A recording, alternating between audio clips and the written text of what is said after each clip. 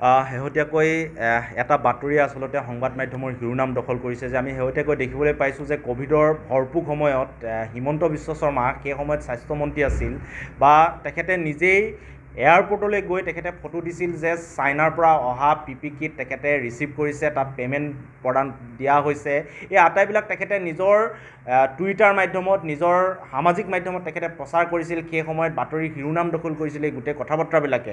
আৰু এতিয়া যেতিয়া বিভিন্ন পক্ষই তেখেতক সেই PPE কিটসমূহ কি হ'ল বা NHM যেতিয়া ক'লে যে তেনেকুৱা কোনো PPE কিট বাহিৰৰ দেশৰ পৰা অনা হোৱা নাই, গোটেই বিষয়টো যেতিয়া বিতৰ্কলৈ গ'ল তেতিয়া আমি দেখিবলৈ পালোঁ যে পীযুষ হাজৰিকা আৰু কেশৱ মহন্তই সম্পূৰ্ণ এটা ওলোটা কথা কৈছে যে তেনেকুৱা ধৰণৰ কোনো PPE কিট অনা নাই, গতিকে ধনৰ কথা নাহে বা ইয়াত কেলেংকাৰী হোৱাৰ কোনো কথা নাহে। গতিকে এই কথা বতৰাবিলাক আচলতে ৰাইজ বিভ্ৰান্তি হৈছে, কাৰণ সেই কৰোণাৰ সময়ত তোলা 100 কোটিৰো অধিক পইচা ৰাইজৰ পৰা দান বৰঙণি তেখেতসকলে ল'লে আৰু সেই টকাসমূহ ক'ত খৰচ কৰিলে আজিলৈকে কোনো ধৰণৰ ৰাজহুৱা হিচাপ নিদিলে। কাৰণ ৰাইজৰ পৰা তোলা বৰঙণিবিলাক বা ৰাইজৰ পৰা তোলা ধনবিলাক ৰাইজে হিচাপ পাব লাগে যে সেইবিলাক আচলতে ক'ত ব্যৱহাৰ কৰা হ'ল। কিন্তু হিমন্ত বিশ্ব শৰ্মাই সেই সময়ত তাৰ কোনো হিচাপ প্ৰদান নকৰিলে, বৰঞ্চ বিভিন্ন মহলৰ পৰা PPE কিট PPE কিট কিনা বা বিভিন্ন ভেকচিন কিনাৰ বিনিময়ত সেই টকা পইচাবিলাক খৰচ হোৱা বুলি তেখেতে দেখালে। কিন্তু ভেকচিনো কেন্দ্ৰীয় চৰকাৰে ফ্ৰী কৰি দিলে।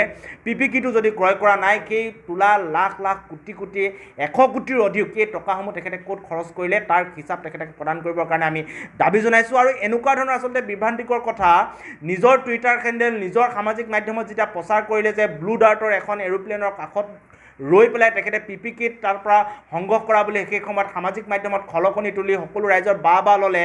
আৰু এতিয়া যেতিয়া প্ৰশ্ন উত্থাপন কৰা হৈছে সেই সময়ত তেখেতে ওলোটাখৰ মাৰিছে। তেখেতৰ যিসমূহ মন্ত্ৰী আছে সেই মন্ত্ৰীসমূহে ওলোটাখৰ মাৰিছে। এনেকুৱা ধৰণৰ কথা বতৰা নহ'ব। গতিকে আমি প্ৰথমতে এটা কথা কৈছোঁ যে কৰোণা সময়ত তোলা সেই 100 কোটিৰো অধিক টকা মুখ্যমন্ত্ৰী ফাণ্ডত দিয়া পইচা আৰু তেখেতে নিজে আৰোগ্য নিধি ফাণ্ডত তোলা পইচা, সেই পইচাসমূহৰ ৰাজহুৱা হিচাপ আমি তেখেতক প্ৰদান কৰিবৰ কাৰণে আহ্বান জনাইছোঁ।